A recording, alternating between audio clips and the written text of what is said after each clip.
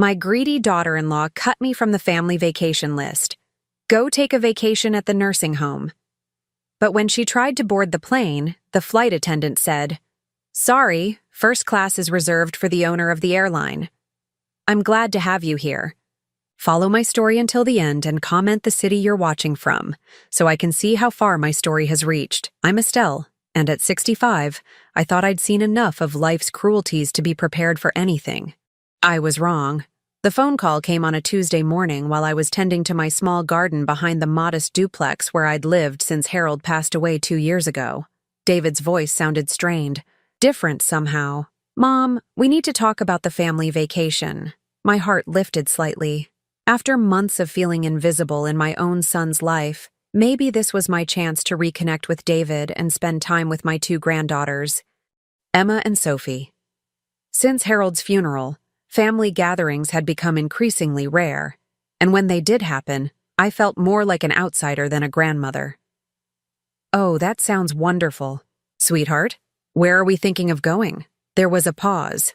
A long, uncomfortable pause that made my stomach tighten. "Well, that's the thing, Mom. Mare and I have been planning this trip to Hawaii for months. It's really more of a couples thing, you know? Adults only. The girls are staying with Mare's parents."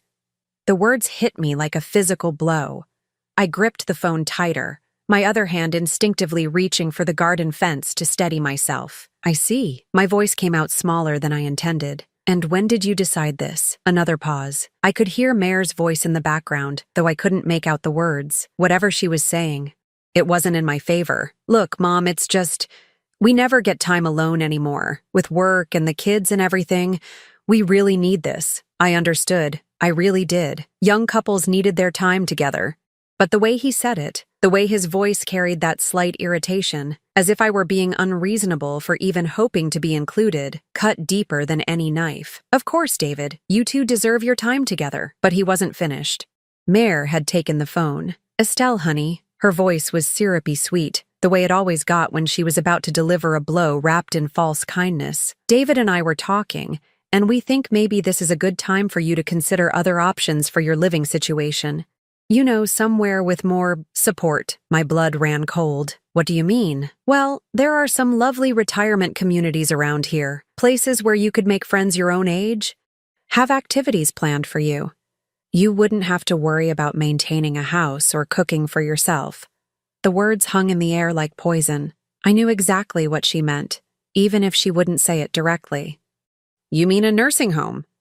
Mare laughed, that tinkling laugh she reserved for when she thought she was being clever.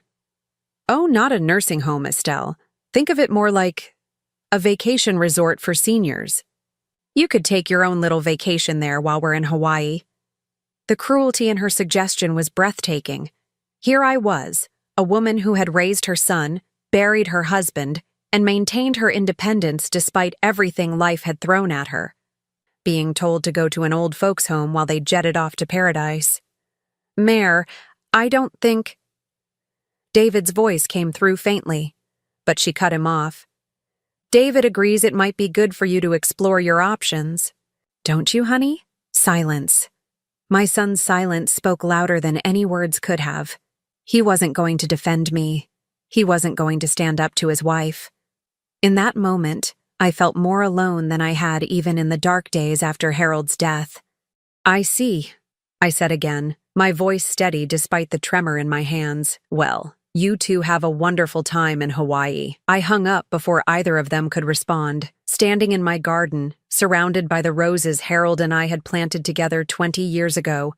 I felt something break inside me. Not my spirit, that had been tested too many times to shatter so easily, but something else. The last thread of illusion I'd been clinging to about my place in this family.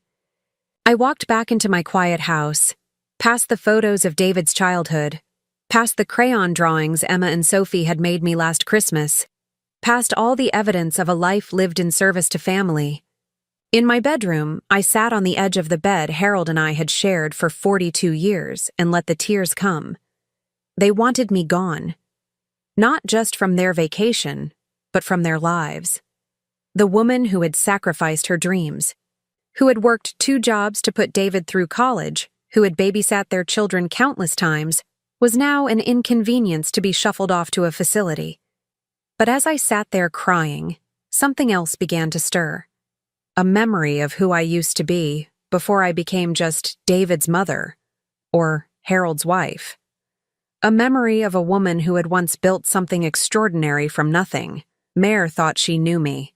She thought I was just another aging mother-in-law to be managed and manipulated.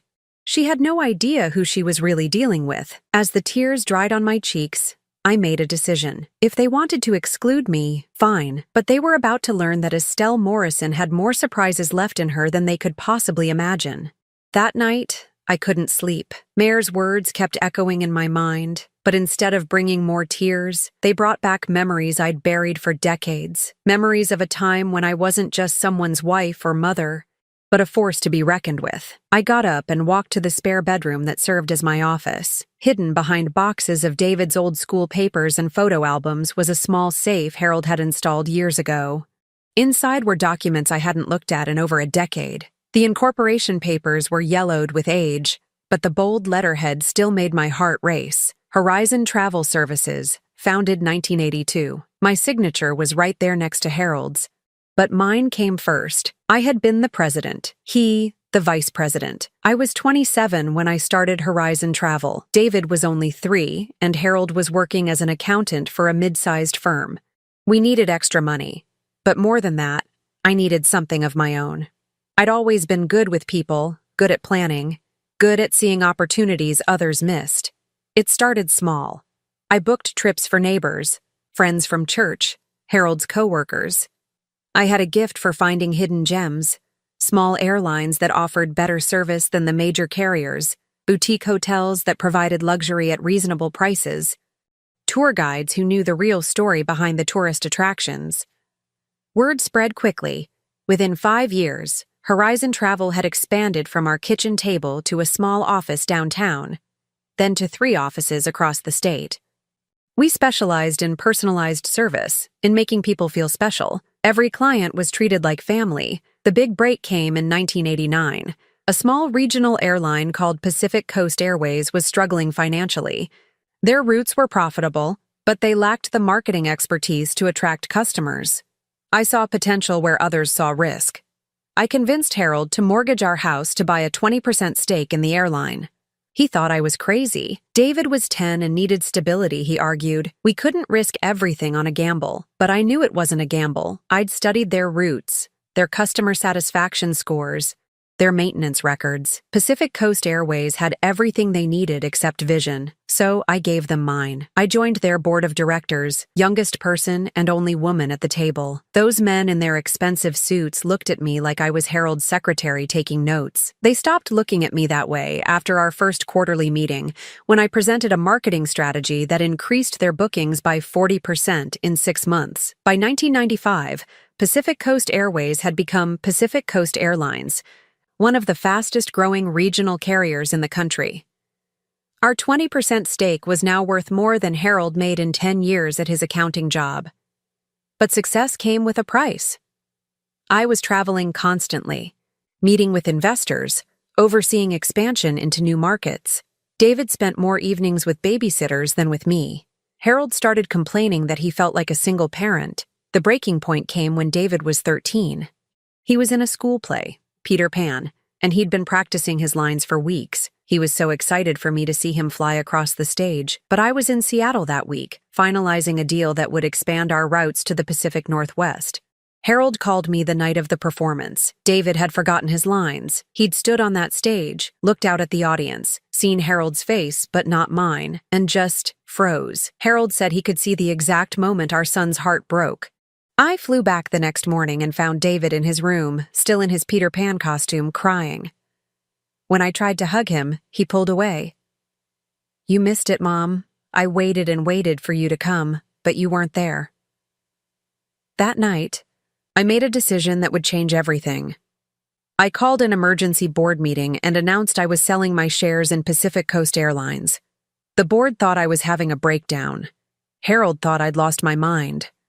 The offer on the table was substantial, enough to secure our family's future, but stepping away from the company I'd built felt like cutting off a limb. but I did it. I sold everything and walked away from the business world. David needed his mother more than I needed corporate success. I convinced myself that being present for his teenage years was worth more than any amount of money. What I didn't tell Harold, what I never told anyone, was that I didn't sell all my shares. I kept 5%, transferred into a trust under my maiden name. It seemed like a small insurance policy at the time, nothing more. Pacific Coast Airlines continued to grow. They went public in 1998. They acquired smaller competitors throughout the 2000s. They survived the post-9/11 crisis by adapting faster than their larger rivals. By 2010, they were a major player in the airline industry. Known for their customer service and innovative routing, that 5% stake I'd kept, it was now worth more than most people made in a lifetime. But I never touched it. It sat there, accumulating value while I focused on being the mother and wife I thought my family needed. After Harold's death, the lawyers handling his estate discovered the trust. They were amazed I'd never claimed the dividends, never even acknowledged the asset. Those dividends alone had grown into a fortune. I looked at the latest statement, dated just 3 months ago. The numbers were staggering. My small insurance policy had grown into generational wealth. Mare thought she was dealing with a helpless old woman who needed to be warehoused in a retirement home. She had no idea that the burden she wanted to discard was actually one of the founding investors in what had become the 6th largest airline in the country. As I sat there in the quiet of my spare bedroom, surrounded by the evidence of a life I'd thought I'd left behind, I felt something I hadn't experienced in years. Power, purpose, the thrill of holding cards that no one else knew I had. Mare wanted me to take a vacation at an old folks' home while she and David flew off to Hawaii. How ironic that their flight would be on Pacific Coast Airlines, the company I'd helped build from nothing. I smiled for the first time since that terrible phone call. If Mare wanted to play games with me, she was about to discover she'd chosen the wrong opponent. Tomorrow, I would book my own trip, and Mare was going to get the surprise of her life. The next morning, I woke up with a clarity I hadn't felt in years. For the first time since Harold's death, I had a purpose that went beyond tending my garden and waiting for occasional calls from David. I made myself a proper breakfast, not the usual toast and coffee, but eggs Benedict with fresh fruit, the kind of meal I used to make when I was entertaining business partners decades ago. Then I sat down at my computer and began making calls. My first call was to Margaret Chen, the lawyer who had handled the discovery of my Pacific Coast holdings. Her voice brightened when she heard from me. "Estelle, I was hoping you'd call. Have you given any thought to what you want to do with the portfolio?" "Actually, Margaret, I need to access some of those funds, and I need information about Pacific Coast's executive policies." There was a pause. "Are you thinking of becoming more active in your investment?" Something like that. Within 2 hours, Margaret had sent me a complete breakdown of my holdings and the current corporate structure of Pacific Coast Airlines. What I learned made me smile. As one of the founding shareholders, I still held certain privileges that had been grandfathered in when the company went public. These included access to the executive boarding lounge, priority booking status, and something I'd completely forgotten about: a permanent upgrade authorization to first class on any Pacific Coast flight. My next call was to Pacific Coast's customer service department. When I identified myself using my shareholder credentials, I was immediately transferred to their VIP services division. "Ms. Morrison, it's an honor to speak with you," the representative said. "How can we assist you today?" "I need to book a trip to Hawaii, departing this Friday, returning the following Friday." "Certainly. Do you have a preferred departure time?" I happened to know exactly when David and Mare were traveling because Mare had made sure to mention it during her cruel phone call. "The 2 p.m. flight to Honolulu." "Perfect. I have you confirmed in first class seat 2A. As one of our founding shareholders, there's no charge for this booking." No charge. I'd forgotten about that benefit too. My final call was to a boutique hotel in Maui that I remembered from my travel agent days. The Sunset Palms Resort was small, exclusive, and incredibly expensive. When I'd booked clients there in the 1990s, it cost more per night than most people made in a week. "I'd like to book your penthouse suite for a week, starting this Friday." "I'm sorry, ma'am, but our penthouse is booked months in advance. We do have a lovely ocean view room available. This is Estelle Morrison. I believe I have priority booking status. Another pause, then typing. Oh my goodness, Ms. Morrison. Yes, absolutely. The penthouse is yours. It's our pleasure to host you again. Again. I'd never actually stayed there myself, but apparently, the resort remembered me from the dozens of VIP clients I'd sent their way over the years. By Thursday evening, I was packed and ready. I'd gone shopping for the first time in years, buying clothes that made me feel like the successful businesswoman I'd once been, instead of the invisible widow I'd become. A crisp white linen blazer, elegant trousers, a silk scarf in Pacific Coast's signature blue, a subtle nod to my connection with the airline. I'd told no one about my plans, not David, not Mare, not even my neighbor Mrs. Peterson, who usually watered my plants when I was away. I wanted this to be a complete surprise. Friday morning arrived gray and drizzly, but my mood was bright. I called a taxi instead of driving to the airport myself. No point in leaving my car in long-term parking when I could afford the luxury of door-to-door service. The taxi driver was chatty, asking about my destination. When I told him Hawaii, he whistled appreciatively. Lucky you. Vacation? You could say that, I replied, thinking about the look on Mare's face when she saw me. At the airport, I bypassed the regular check-in lines and went directly to the first-class counter. The agent's eyes widened when she saw my name in the system. Ms. Morrison, what an honor. You're all set. Would you like to wait in our executive lounge? The lounge was a world away from the crowded gates outside. Leather chairs, complimentary drinks, and floor-to-ceiling windows overlooking the runway. I settled in with a cup of coffee and watched the plane's taxi back and forth, remembering the early days when seeing Pacific Coast's blue and silver livery had filled me with pride. At 1:30, boarding was announced for my flight. As a first-class passenger, I was among the first to board. I settled into seat 2A, accepted a glass of champagne from the flight attendant, and waited. The boarding process continued, economy passengers filing past toward the back of the plane. I was reading a magazine when I heard familiar voices approaching the first-class cabin. Excuse me, I think there's been a mistake. Mare's voice was sharp with irritation. These are our seats. I looked up to see Mare standing in the aisle, boarding pass in hand, glaring at a flight attendant. Behind her stood David, looking embarrassed by his wife's tone. I'm sorry, ma'am, but you're ticketed for seats 12B and 12C in Economy Plus. That's impossible. I specifically requested first class when I booked. The flight attendant checked her tablet. I see the request in your file, but first class was fully booked. You're on the upgrade wait list, but no seats became available. Mare's face was turning red. She wasn't used to being told no, especially not in front of other passengers. This is ridiculous! Do you know who my husband is? His mother helped build this airline! I nearly choked on my champagne. David looked mortified, tugging at Mare's arm. Mare, please, let's just go to our seats. But Mare wasn't finished. I demand to speak to a supervisor. This is completely unacceptable. That's when I stood up. Mare? David? What a lovely surprise. Both of them froze. David's mouth actually fell open. Mare looked like she'd seen a ghost. Mom? David's voice was barely a whisper. What are you doing here? Before I could answer, the flight attendant who had been dealing with Mare's complaints approached me with a warm smile. Ms.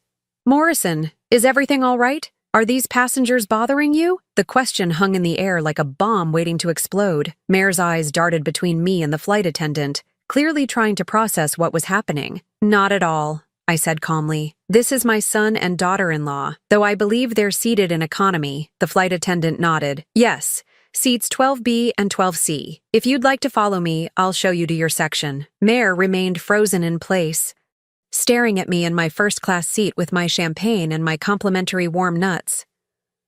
I don't understand, she finally managed. How did you...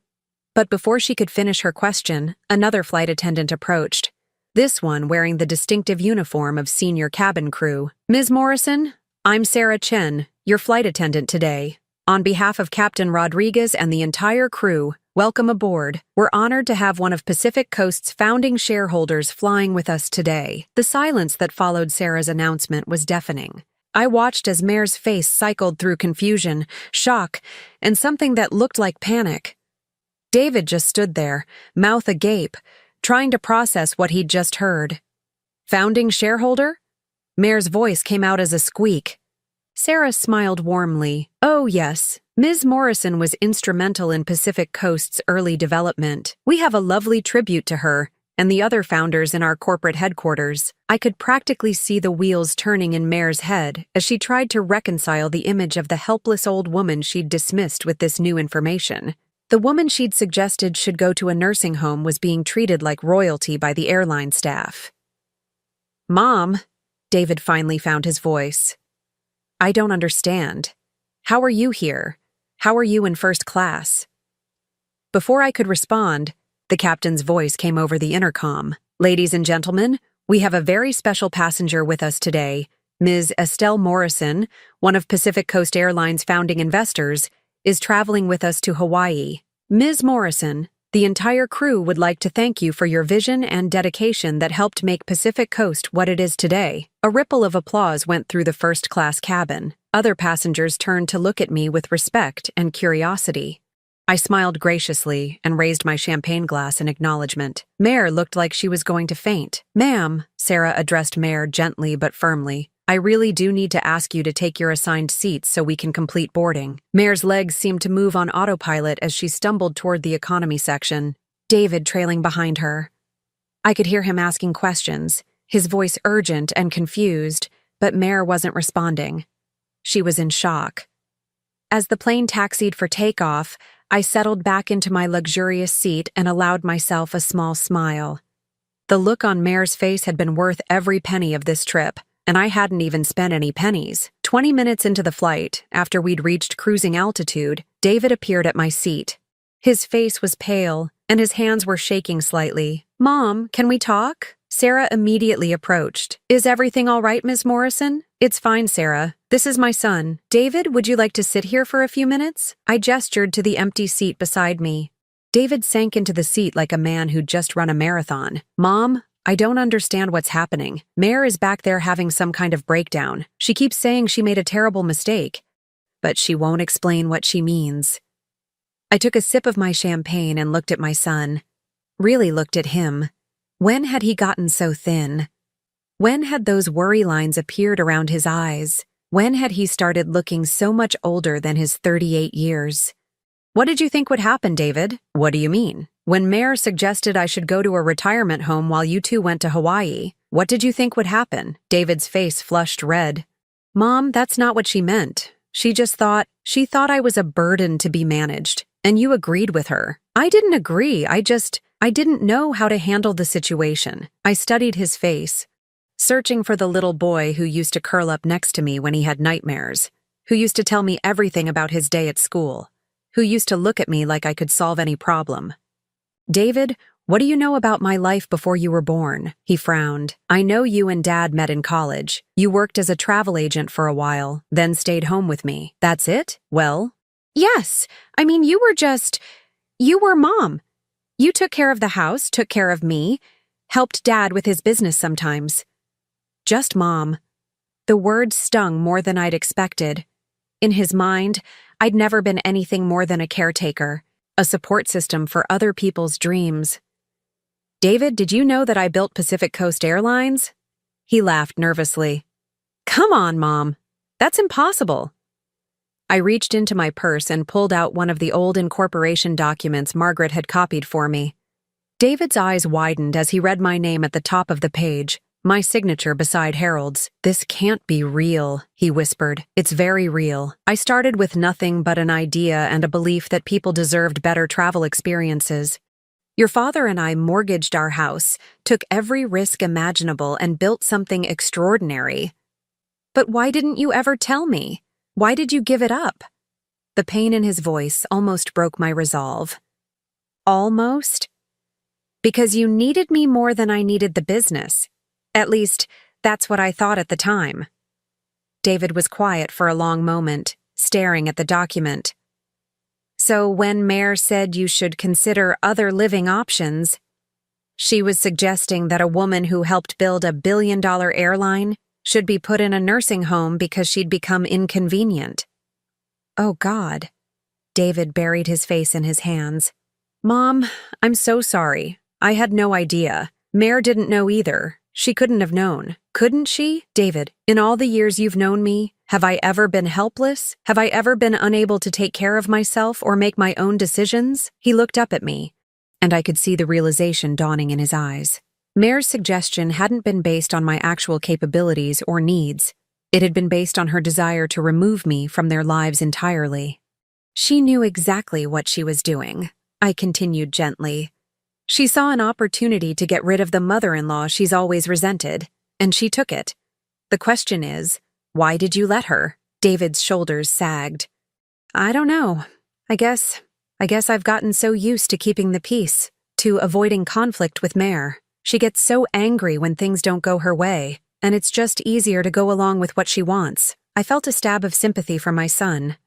Even in the midst of my anger, he'd traded his backbone for domestic tranquility, and now he was discovering the true cost of that bargain. David, I need you to understand something. What happened this week? The phone call?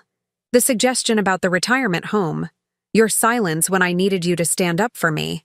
That changed everything between us. Fear flickered in his eyes. What do you mean? Before I could answer, Mare appeared at the end of our row.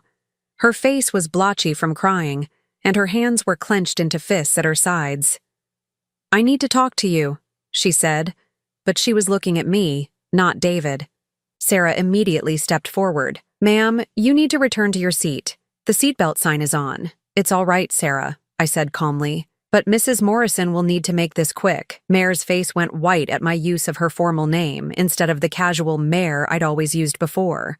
Estelle, I think there's been a misunderstanding, she began, her voice shaking. I looked at her steadily. Oh, I don't think there's been any misunderstanding at all. I think you've shown me exactly who you are, and now you're afraid of the consequences. You don't understand the pressure I'm under, the stress of managing everything. Managing everything? I interrupted. Including managing me out of your life? Mare's mouth opened and closed like a fish gasping for air. She had no defense because we both knew exactly what she tried to do. I think, I said quietly, that you should return to your seat now. We'll have plenty of time to discuss this further once we reach Hawaii. As Mare stumbled back toward economy, David turned to me with desperation in his eyes. Mom, please, don't let this destroy our family. I reached over and patted his hand gently. David, I'm not the one who tried to destroy this family. But I am the one who's going to decide what happens next. Hawaii was everything I remembered from my travel agent days. Pristine beaches, perfect weather, and the kind of luxury that money could buy. What I hadn't expected was how liberating it would feel to experience it all as myself, not as someone's wife or mother, but as Estelle Morrison, successful businesswoman. The Sunset Palms Resort was even more beautiful than I'd imagined. My penthouse suite overlooked the ocean, with floor-to-ceiling windows and a private balcony that seemed to stretch into infinity. The staff treated me like visiting royalty, which, given my history with the resort, I suppose I was. David and Mare were staying at a mid-range hotel about 20 minutes away. I knew this because David had called my room twice since we'd arrived, asking if we could meet for dinner. Both times I'd politely declined. I wasn't ready to deal with them yet. I needed time to think, to decide what I wanted this confrontation to accomplish. On our third day in paradise, I was having breakfast on my balcony when the concierge called. Ms. Morrison, you have visitors in the lobby. A Mr. and Mrs. Morrison. Shall I send them up? I sighed. I'd known this moment would come. Send them up, please. 20 minutes later, there was a soft knock on my door. When I opened it, I found David and Mare standing there looking like scolded children. Mare had been crying. Her eyes were red and puffy, and she was clutching a tissue in her hand. Thank you for seeing us, David said quietly. I gestured for them to sit on the living room sofa while I took the chair across from them. The power dynamic was clear. This was my space, my territory, and they were here as supplicants. We need to talk, Mare said, her voice barely above a whisper. Yes, we do, I agreed. But first, I want you both to understand something. I didn't come to Hawaii to have a confrontation with you. I came because I wanted to take a vacation, and I can afford to take any vacation I choose. David's eyes swept around the luxurious suite. Mom, I had no idea you had this kind of money. Why didn't you ever tell me? Why would I? You never asked about my life before you were born. You never showed any interest in what I might have accomplished or what dreams I might have had. To you, I was just Mom. Someone who existed to serve your needs. The words came out harsher than I'd intended, but they were true. Mare shifted uncomfortably.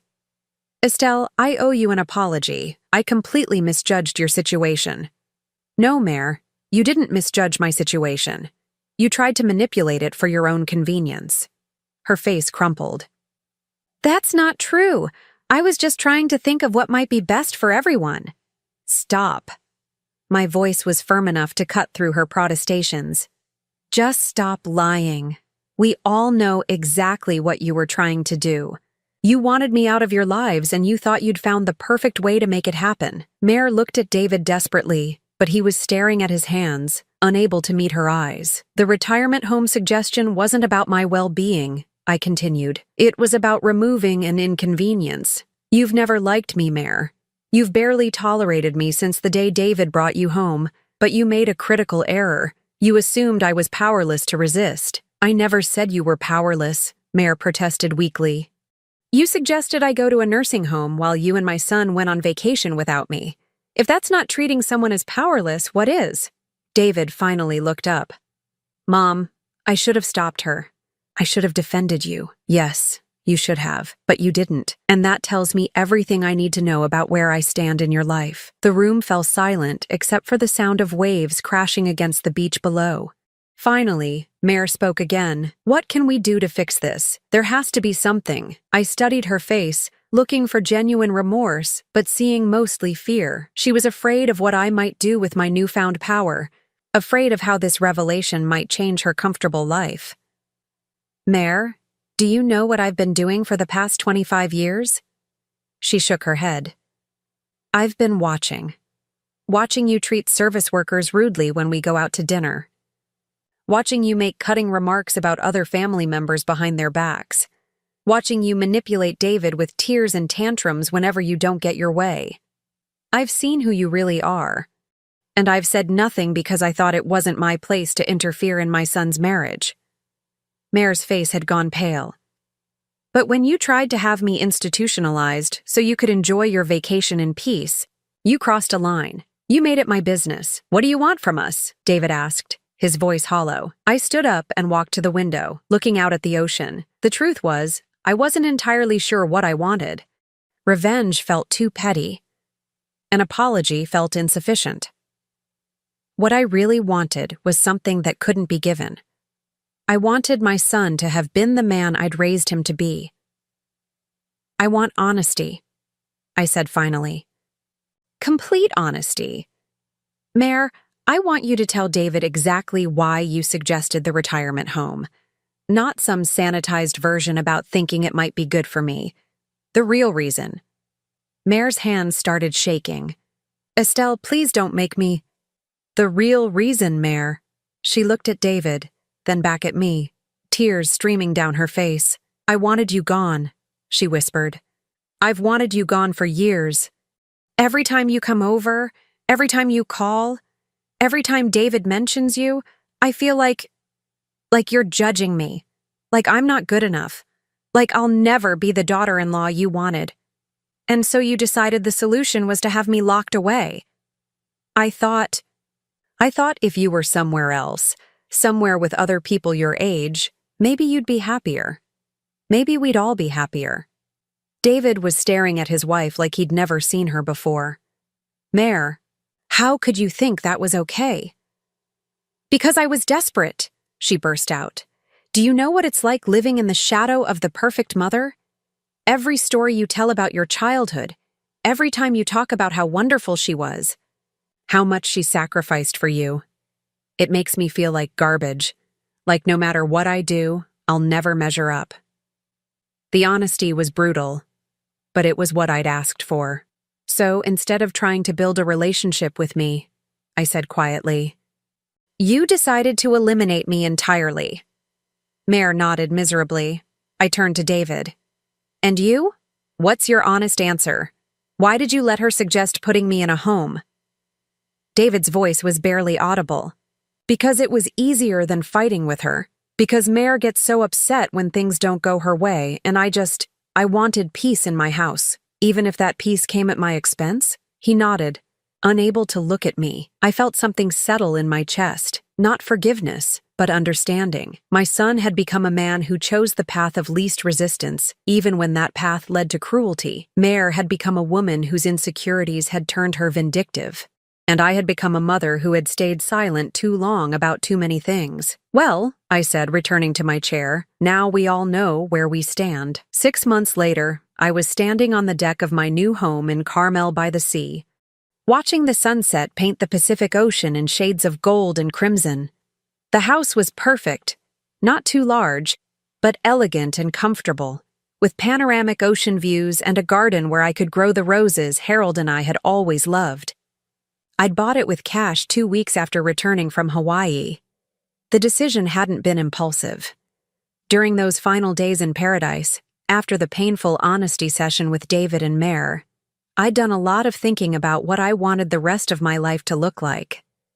Did I want to return to the small duplex where I'd been gradually disappearing? Did I want to continue being treated as an afterthought by my own family? The answer had been surprisingly clear. No. I'd spent 40 years putting other people's needs before my own. I'd given up my business empire to be present for David's teenage years, only to discover that he'd grown up to be a man who would throw me away for his wife's convenience.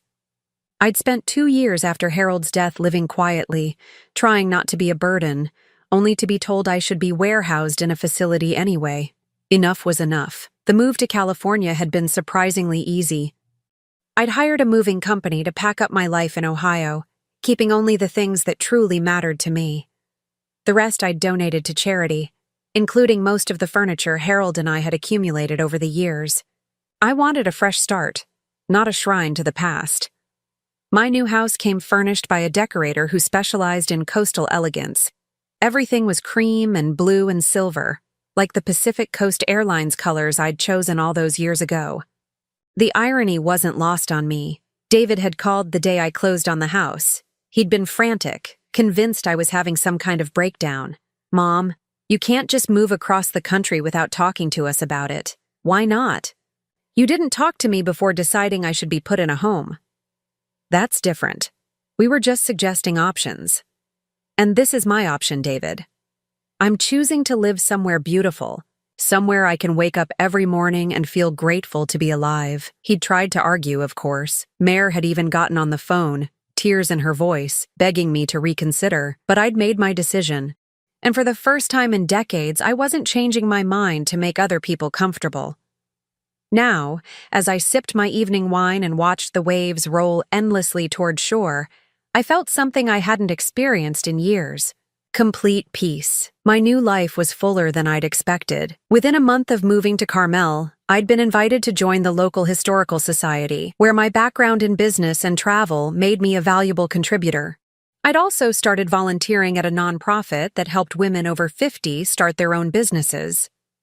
Turns out there were a lot of women my age who had dreams they'd deferred for family obligations. Last month, I'd even started dating.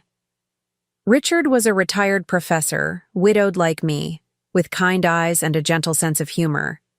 He didn't know about my Pacific Coast holdings.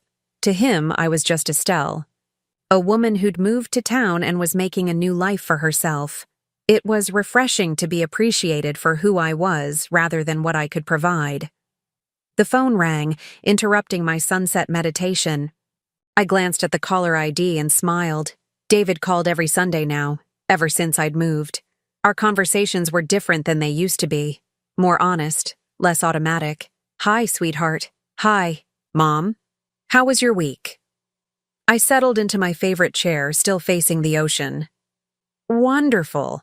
I helped a woman named Patricia write a business plan for a catering company she wants to start. She's 62 and thinks she's too old to begin again. Sound familiar? David chuckled, but it sounded forced. That's great, Mom. Listen, I wanted to ask you about Thanksgiving. Here it was. The question I'd been expecting. What about it? Well, we were hoping you might come back to Ohio. Mare really wants to cook for you, to show you that she's changed. I was quiet for a moment, watching a pelican dive for fish in the surf below. David, that's very thoughtful, but I have other plans. Other plans? Richard and I are having dinner with some friends here in town. People I've come to care about. The silence stretched between us. I could practically hear David processing the fact that his mother had built a life that didn't revolve around him and his family. Mom, are you punishing us? The question caught me off guard. Punishing you? No, David. I'm living my life. But you moved so far away. You hardly ever call. It feels like you've written us off.